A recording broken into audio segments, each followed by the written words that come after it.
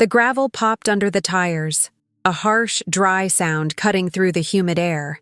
I killed the engine, a low, confident purr that silenced immediately, and the Range Rover settled, heavy and black, into the dust of the community park parking lot. This was it. Willow Creek Park, same faded picnic tables, same sad, rusty swing set where Uncle Leo broke his tooth 20 years ago. The smell hit me instantly. Burnt charcoal, cheap beer, and the cloying sweetness of store-bought potato salad left too long in the sun.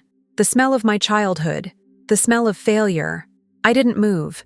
The air conditioning in the cabin was blasting, cold, sanitized air pressing against my face.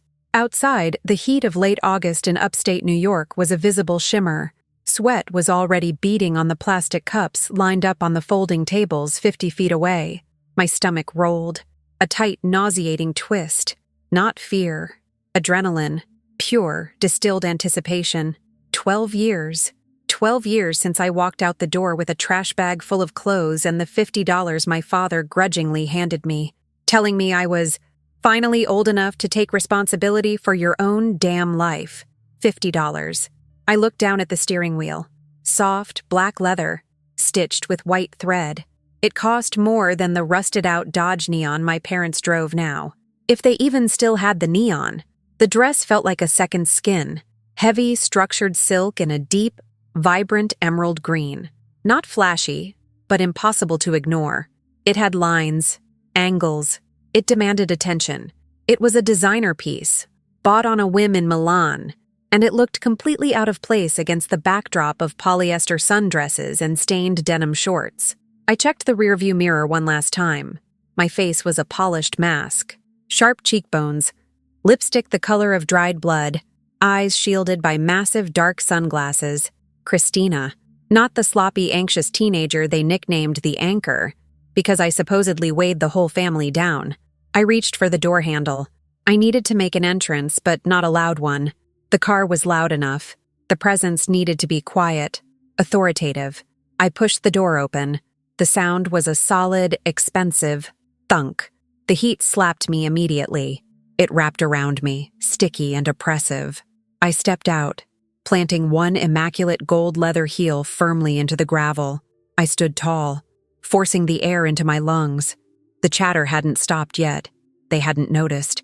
They were too busy arguing about the Yankees, or maybe about whose turn it was to flip the cheap supermarket burgers. I grabbed the small structured handbag off the passenger seat. Crocodile skin, heavy gold clasp, empty. I didn't need a wallet. I didn't need a phone. I just needed the weight of it, the solid reassurance of expense. I walked, slow, deliberate. Every step felt like a drumbeat. The first person who saw me was Aunt Carol. She was standing by the cooler, attempting to wrestle a 20-pound bag of ice into the styrofoam chest. Carol, the self-appointed gatekeeper of all family news and gossip. She was wearing a t-shirt that said, "I don't sweat, I sparkle," already soaked through under the armpits. She stopped struggling with the ice. Her eyes, magnified behind thick glasses, went wide. She stared at the car. Then she stared at me. I watched her brain work. Who is that? Why is she driving that? She looks like money. She must be lost. I didn't acknowledge her. I kept walking, focusing on the main group gathered under the flimsy, patched-up blue canvas tent. They were all there. The whole damn Miller clan. My mother, Sarah, was at the center of the orbit, looking flustered and overheated in a pale pink polo shirt. She was holding a plastic plate piled high with potato salad, the same awful mayonnaise-heavy recipe she made every year. And next to her, my brother, Billy, the golden boy, the one who could do no wrong, the one they funded through community college, the one they paid the rent for when he lost his job, the one they always held up as the example of real success. He looked exactly the same, slightly too round, wearing a baseball cap pulled low, cheap sneakers. He was laughing at something my father said. My father, Frank. He was leaning back in a folding chair, a can of Busch Light resting on his protruding stomach. He looked older, grayer, but the same expression of self-satisfied laziness was plastered on his face. I finally reached the edge of the asphalt, where the parking lot ended and the grass began. The grass was patchy and dry. I could feel the heat radiating up through the thin soles of my expensive shoes. I stopped. I let the silence I carried with me leak into their noise. Frank looked up, drawn by the stillness that suddenly replaced the crunch of gravel. He squinted at me against the sun.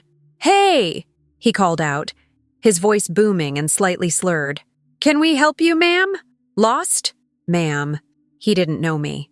12 years. Total erasure. Just as I planned. Billy turned, annoyance flickering across his face at the interruption. He took in the Range Rover, the dress, the entire spectacle.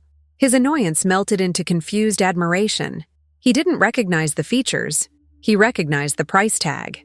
"Excuse me," I said.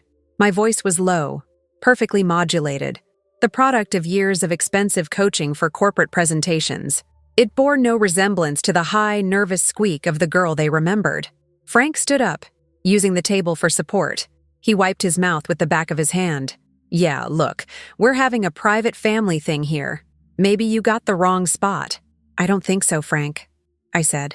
I used his name, firm and familiar. He paused. His eyes searched mine, looking for the flicker of a familiar face. He looked at my hair, dark and glossy, perfectly straight. He looked at my height. He looked at everything but the core of me. "How do you know my name?" he asked, a hint of suspicion entering his tone. I ignored him. My target was Sarah, my mother. She was standing 5 feet away, still clutching the plate of potato salad. She was looking at me with the distant curiosity reserved for strangers who wander into private events. There was no flicker of recognition, no sudden clutch of guilt, nothing, just mild interest. I started walking toward her. My breath was catching, fast and shallow. I remembered the last time I saw her face up close. It was my 18th birthday. She was standing in the doorway of the kitchen, hands on her hips, blocking my exit. "You need to stop being so dramatic, Christina. You aren't helping anyone. You're leeching off us. Go find your own way. We're done." That was her birthday message. "We're done." I remembered the words that followed, delivered by Aunt Carol later that week, while I was scrambling to find a job washing dishes downtown. "She's the worthless one, dear. Always was. We always knew she wouldn't amount to anything. She's too soft. She's too much trouble. Worthless one." That became my fuel. That name powered the next decade. I stopped directly in front of Sarah. I was taller than her now, thanks to the heels and the 12 years of forced confidence. I towered over her soft, defeated frame. "Sarah," I said. She blinked. "I'm sorry, It's Christina," I stated. The name, my name, dropped into the humid air like a lead weight. The effect was instantaneous and total. The color drained from her face, leaving a mottled white and red pattern against the pink polo. Her hand, clutching the potato salad plate, began to tremble violently. The mayonnaise-heavy salad sloshed precariously close to the edge. She didn't drop the plate. That was Sarah. She would hold on to the cheap potato salad until the very last second. "Christina?" she whispered. The sound was high and choked, a denial struggling against reality.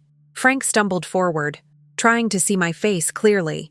He pushed past Billy, who was still staring at the car like it was an alien spacecraft. "What? Who is this? Tina? No! It's Christina, Dad," I confirmed, turning my head slightly so the sun hit my face, forcing him to see the structure beneath the makeup. "It's your worthless one." Frank stopped dead. His mouth opened, but no sound came out. The can of Busch Light slipped from his grasp and hit the dry grass with a dull thud. Billy finally moved, stepping closer, scrutinizing my face. He started comparing the angles to the memories. His eyes traveled from the expensive silk dress to my hands. Clean, manicured, no trace of the dish soap cuts or the grease from the fast food jobs I used to hold. "No way," Billy muttered, shaking his head. "You look different, too expensive." The insult, delivered without thinking, was exactly the kind of casual cruelty I was here for. "Success does that to a person, Billy," I said, pulling off the sunglasses slowly. I looked straight into my mother's eyes. They were wet, starting to well up, but not from tenderness, from panic. "How did you find us?" Sarah finally asked, the terror plain in her voice. We haven't moved. I know, I said, my voice soft now, dangerously soft. You never do. I shifted my stance, letting the heavy, black Range Rover dominate the background. I let them process the visual disparity. Their cheap, sun-faded tent, my vehicle, capable of traversing deserts, sitting casually in their dust. 12 years, I murmured, stepping closer still, until I could smell the stale perfume and anxiety radiating off my mother. You know, that $50 lasted me exactly 3 days, 2 bus tickets and 1 meal. Then I was sleeping behind a dumpster in Buffalo. Sarah winced. A tiny, almost involuntary movement. She glanced around wildly, checking to see who was listening. Aunt Carol was already sprinting toward the argument, eager for the details. We didn't know it was that bad, honey, Sarah tried, slipping into the familiar tone of wounded martyrdom. We thought you were staying with friends. You didn't think at all, Sarah, I corrected her. You offloaded me, like bad debt, like an overdue bill. Frank finally found his voice, high-pitched with outrage. You don't talk to your mother that way. We did the best we could. You were impossible. You always caused trouble. You were reckless with money. You had no drive. I laughed. A short, genuine burst of air. Reckless with money? I'm here because I bought 3 commercial properties last quarter, Frank. I'm here because I run a logistics firm that moves more freight than your entire county generates in a year. I paused, letting the numbers sink in. They were always terrified of numbers they couldn't control. I started with nothing. 0 contacts, 0 education. Remember how you cut off the tuition fund when I turned 18? That was a good move. Made me realize I couldn't rely on your crumbs. Billy, the golden boy, looked genuinely stunned. He opened his mouth, but I cut him off before the inevitable pathetic question about what I actually did. You're still wearing that same Yankees hat, Billy. Still working at the hardware store? He flushed, deep red.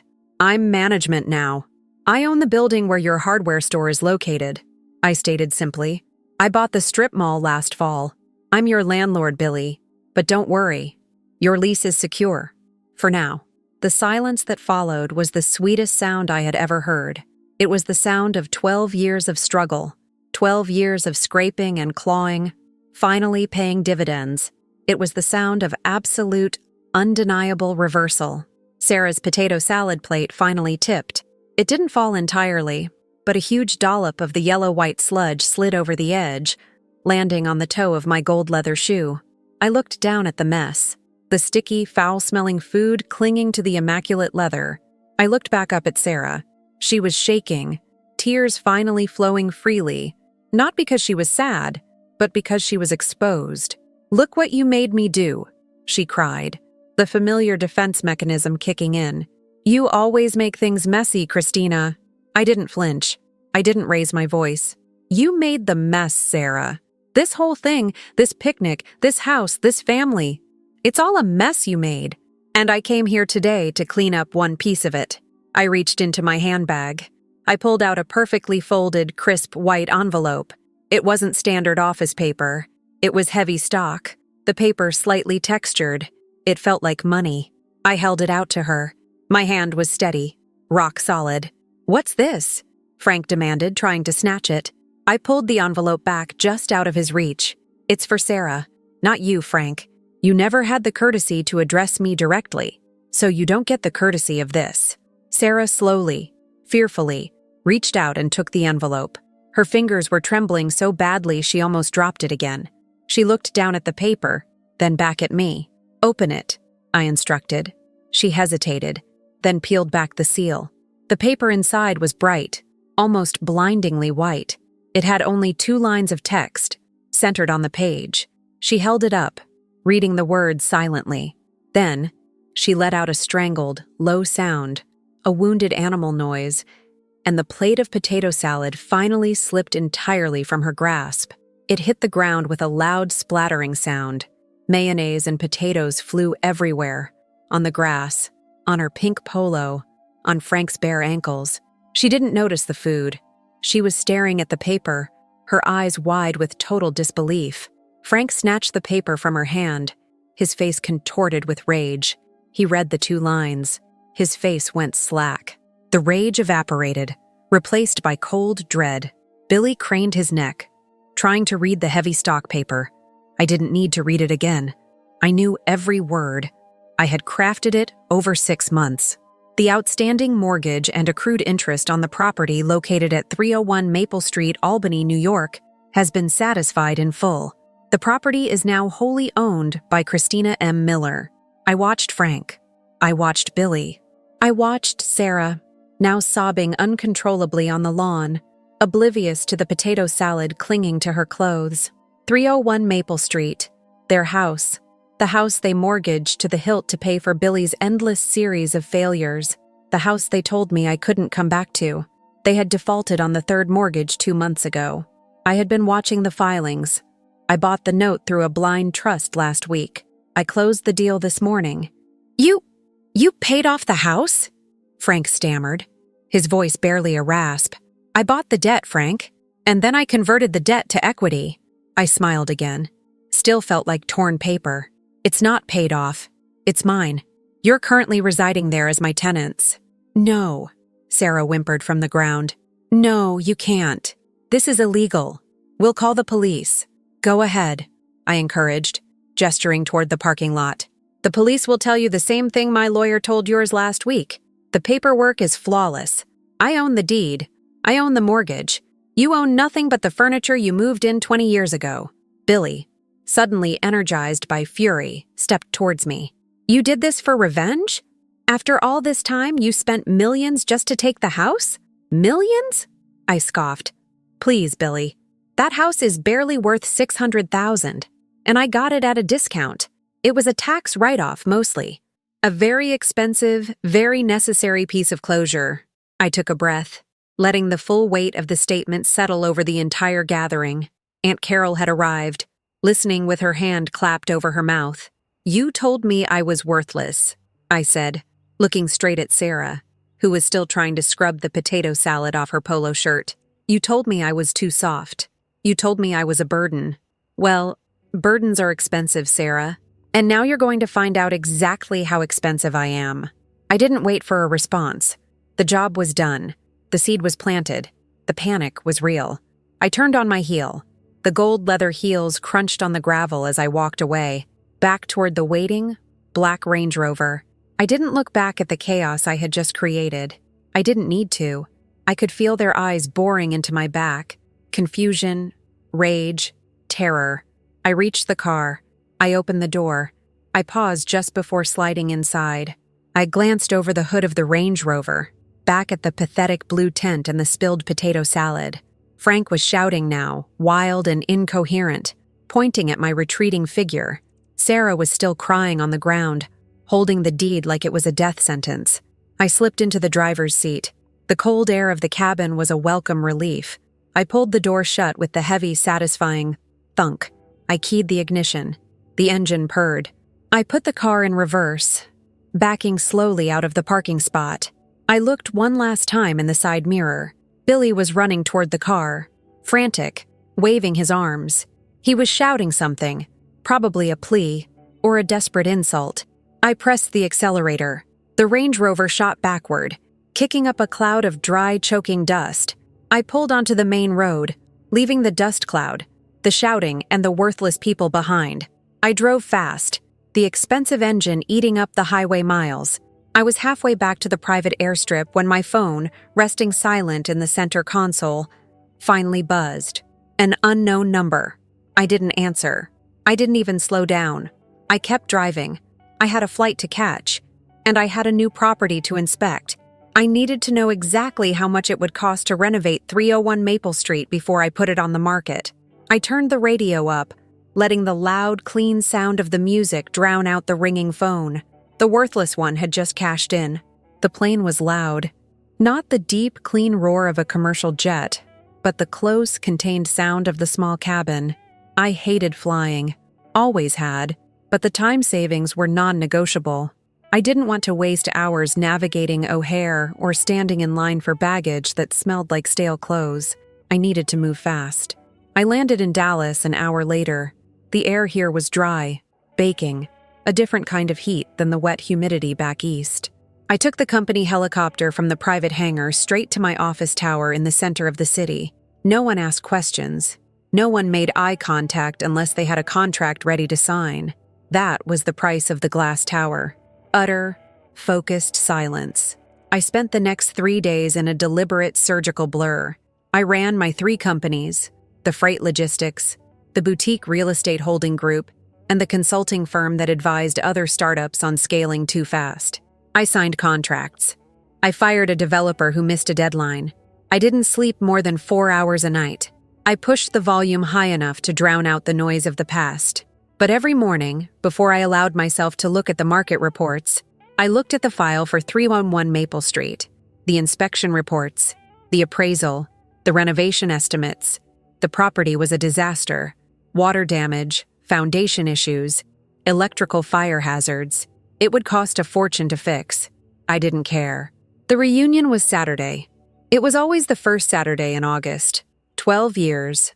12 years since I, the family's worthless one, was given a packed duffel bag and a ticket to anywhere that wasn't here. They called it a fresh start. I called it abandonment. I flew back east Friday evening.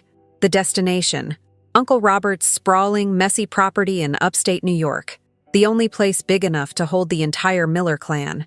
I didn't land in New York. I landed in Albany. I rented the car there. It had to be right. Not a flashy sports car. Too easy to dismiss. It needed to be heavy, quiet, and unequivocally expensive. I chose the black Range Rover Autobiography, tinted windows, dark leather interior. It smelled like new money and controlled power. I drove the final 2 hours in the early morning light. The roads were small, winding, farmland, dense trees, the kind of scenery designed to make people feel safe, shielded from the realities of the outside world, the world I had conquered. I stopped at a small hotel half an hour from Robert's place. I didn't book a room. I used the quiet parking lot to change. The clothes were armor, a dress, not casual, not loud. It was custom-tailored silk, heavy cream color, falling to just below the knee. It was simple, perfectly cut, and cost more than their mortgage used to. I wore no jewelry, save for a thin platinum bracelet, a gift from a satisfied client who didn't know the first thing about my history. I wanted the focus to be on the silhouette, the way I carried the weight of the fabric and the expense. I wore high, sharp black heels. They were uncomfortable. They were perfect. They made me stand taller, forcing my spine straight, reminding me of the posture I had to adopt every time I walked into a boardroom full of men who thought I was too young to be there. I looked in the car mirror. Christina Miller, 30 years old, sharp cheekbones, eyes that had seen too much. I looked nothing like the scared, gawky 18-year-old they remembered. My hair was cut short, precise, severe. I was beautiful, objectively, but the beauty was cold. I started the engine. The Range Rover pulled out of the parking lot with a low, potent growl. The air was already thick, humid, August in New York, the worst kind of heat. I knew the scene would be chaos. Loud, drunk, judgmental. My stomach tightened. A familiar cold clench. I found the turnoff for Robert's property. It was a long gravel driveway lined with rusting tractors and overgrown rhododendron bushes. I slowed the Range Rover, letting the tires crunch the gravel. The sound was deliberate, loud. It announced the arrival of something foreign, something expensive. I pulled up to the main yard. Chaos, exactly as predicted. Maybe 60 people, kids running everywhere. A volleyball net sagging uselessly near the shed. The smell, God, the smell of cheap beer, chlorine from the plastic kiddie pool, and incinerated charcoal. It was the stench of my childhood. The music was blasting, some generic country rock I didn't recognize. I parked the Rover deliberately, right in the center of the lawn, forcing everyone to look at it. It sat among the sea of sun-faded minivans and dusty pickup trucks like a predator among sheep. I cut the engine. Silence. Then the distant, annoying music rushed back in. I sat there for 5 counts just watching them. My cousin Lisa, fat now, too loud, was laughing near the picnic table, her face smeared with cheap sunscreen. My uncle, Tom, was red-faced, arguing about the Yankees with some relative I didn't recognize. They hadn't changed. They were still trapped in the same small orbit of petty grievances and bad life choices. And then I saw her. My mother, Susan. She was sitting under the single large maple tree, the designated mother's shade. She looked older, softer, wearing a shapeless floral dress that made her look like she had melted. She was talking, animatedly, to Aunt Carol, probably complaining about the cost of living or the price of gas. She didn't look up. Not yet. I took a slow breath, tasting the heavy, humid air. I opened the car door. The heavy sound of the door clicking open was sharp against the noise of the party. I stepped out onto the damp grass. My heels sank slightly, instantly annoying, but I ignored it. I straightened my skirt. I didn't need to adjust my posture. The suit did that for me. I shut the door. The sound was a heavy, expensive thud. Heads turned, not because they recognized me, but because they recognized the vehicle. A low buzz of confusion started rippling through the crowd. Who was this? Some rich neighbor? A mistake. I started walking toward the group by the grill, the main center of gravity. My walk was slow, measured. I felt the heat of the sun on my uncovered shoulders. The silk felt cool, almost liquid against my skin. I ignored the quick, curious stares. I saw the questions forming on their faces. They saw money. They saw status. They did not see the worthless one. Uncle Robert, the host, a man whose face was perpetually flushed, stumbled toward me, wiping his greasy hands on his jeans. "Well, hello there," he boomed, trying to sound important. "Can I help you, ma'am? You lost? That's a mighty fine vehicle you got there." I stopped right in front of him. He was shorter than I remembered.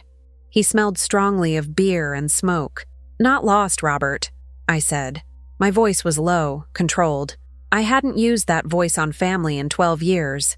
It was the voice I used to close six-figure deals. His eyes widened slightly. You sound familiar." "Do I?" "Yeah, but no. You're too put together."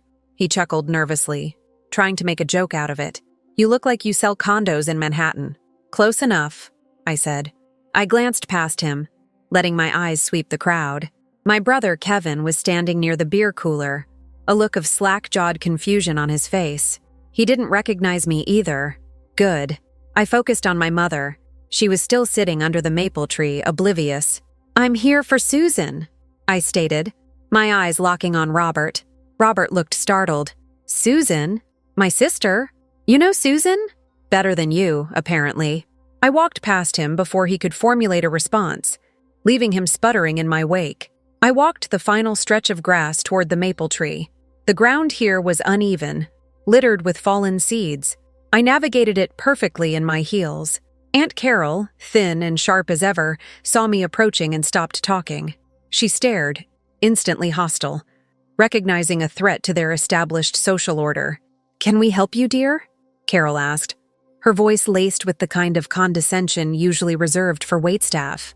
I ignored Carol entirely. I stopped directly in front of my mother. "Susan." She finally looked up. Her eyes, magnified behind cheap reading glasses, were confused. She saw the expensive dress, the tight face, the aura of controlled wealth. "Yes?" Susan asked, reaching up automatically to pat her messy hair. "Are you with the caterer? We just had the burgers delivered." I felt the tight band around my chest loosen, replaced by a cold, thrilling satisfaction. She didn't know. Not a flicker of recognition. I was just another anonymous, beautiful woman who represented a professional class she couldn't afford. "No caterer, Susan," I said. She frowned. "Then who are you? You look familiar." She squinted, running through the possibilities. "Are you one of Robert's clients' wives?" I crouched down slightly, lowering myself to her level. I brought my face close, letting her see the detail. The slight scar above my left eyebrow from falling out of the tree when I was 7, the one she never noticed. "I'm Christina," I said, my voice barely a whisper. Susan stared. Carol made a quick, sharp intake of breath. The silence at the maple tree was absolute, spreading rapidly outward. The music faded into background noise. Everyone nearby was watching. My mother's face cycled through disbelief, confusion, and then a slow, dawning horror. "Christina?" she breathed, the word ragged. No, that's not. You can't be. I am, I confirmed. I stood up, letting my full height, amplified by the sharp heels, tower over her. The worthless one. The name landed like a punch. Carol started to speak, a high-pitched defensive squeak. Now wait a minute, Susan, don't listen. I didn't come here to listen, Carol. I cut her off, my eyes still fixed on my mother. I came here to deliver a message. My mother was shaking her head, trying to deny the impossible reality standing in front of her. How? Where have you been? You look rich? I supplied dryly. Successful? Yes.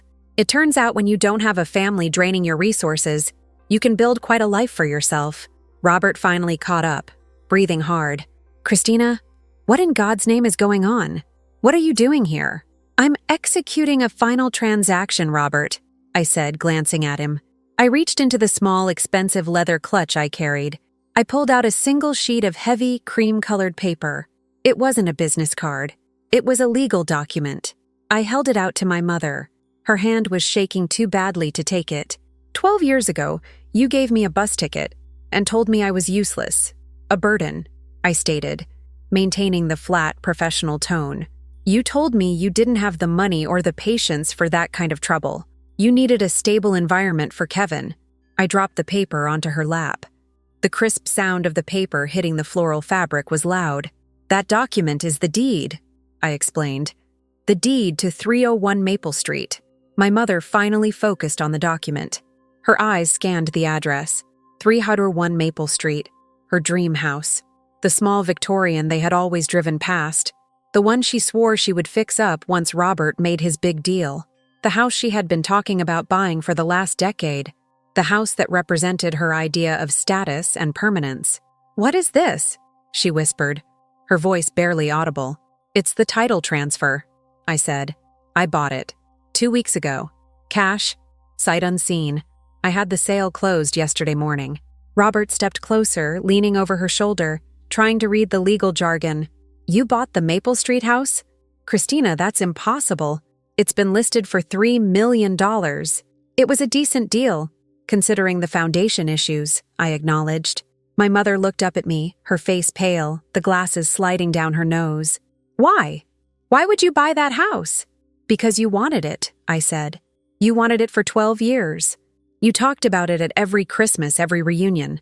It was the symbol of everything you thought you deserved. I paused, letting the statement hang in the thick air. The entire immediate family, Kevin, Robert, Carol, were gathered, watching the scene play out. And now I own it, I finished. My mother finally found her voice, tinged now with a terrible, grasping hope. Oh my God, Christina. You're so successful you came back, you bought it for us, you're going to fix it up and we can finally be a family again. We can move in. Aunt Carol leaned in, nodding vigorously. Oh, Susan, see? She never forgot you. I looked at my mother's face, the sudden, sickening switch from fear to entitled expectation. It was exactly what I had known would happen. She saw not her daughter, but a sudden, large infusion of capital. I laughed, not a warm sound. A dry, cold, terrible sound that made several people flinch. Oh, Marie. I used her formal name now, the one I hadn't used since I was a child. You always were predictable. I didn't buy it for you. I watched her face crumble, the hope dying instantly. I bought it, I continued, because I decided that the worthless one needed a new property in the portfolio. And that house, 301 Maple Street, is in the perfect location for my new business venture. What venture? Robert asked, bewildered. I leaned down again, bringing my face close to my mother's. The smell of cheap perfume and old linen was faint. I decided to open a boutique transitional living facility for women who are escaping domestic abuse, addiction, and homelessness, I said, enunciating every word clearly. A safe place. A place for women who truly have nothing. I watched the realization hit her. And what better location than the house you desperately coveted, surrounded by the family that taught me what true abandonment feels like. The silence was crushing. Kevin finally spoke up, defensively. You can't do that. That's a residential neighborhood. That's going to ruin property values. Robert, tell her.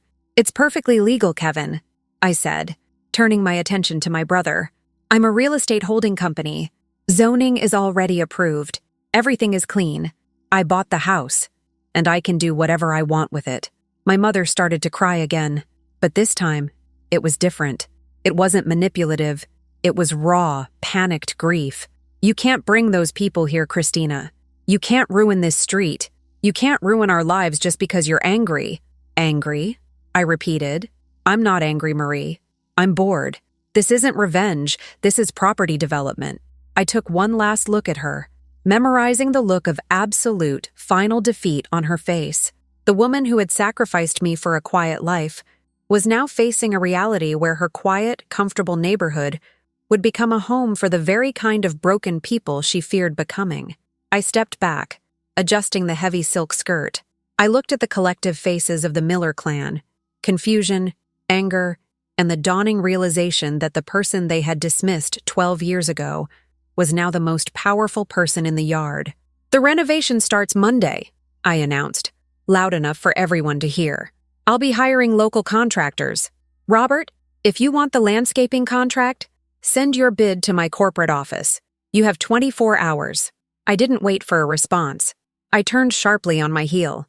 My black heels crunched the grass with every step. I walked back across the lawn, past the grill, past the picnic tables laden with soggy food. I walked straight to the Range Rover. I opened the door. Before I got in, I paused, scanning the crowd one last time. They were still frozen, staring at the figure standing in the center of the lawn. My mother was still clutching the deed, her head bowed. I slid into the driver's seat. I didn't start the engine. I pulled out the burner phone I had purchased specifically for this trip. It had one contact saved, my mother's cell number, which I had tracked down through a private investigator. I sent a single text message, KM Holdings. Then I hit the ignition. The engine roared. A magnificent, clean sound. I shifted into drive and pulled forward, maneuvering the heavy vehicle across the grass. I didn't back out. I drove straight across the corner of Uncle Robert's pristine front yard, tearing up a deep, muddy rut in the turf near the mailbox. The sound of the turf ripping was loud and satisfying. I didn't slow down until I hit the main road. I tossed the burner phone into the glove compartment. I had a flight to catch. I had a merger to finalize. I had a transitional home to build. I glanced in the rearview mirror. Nothing but trees and the hot, shimmering road behind me. The Miller clan was gone, reduced to a messy, pathetic memory in a field in upstate New York. I pressed the accelerator, pushing the Range Rover faster down the winding road. The air conditioning was blowing cold and sterile against my face. I was the worthless one, and I had just proven exactly what my worth was. I didn't look back.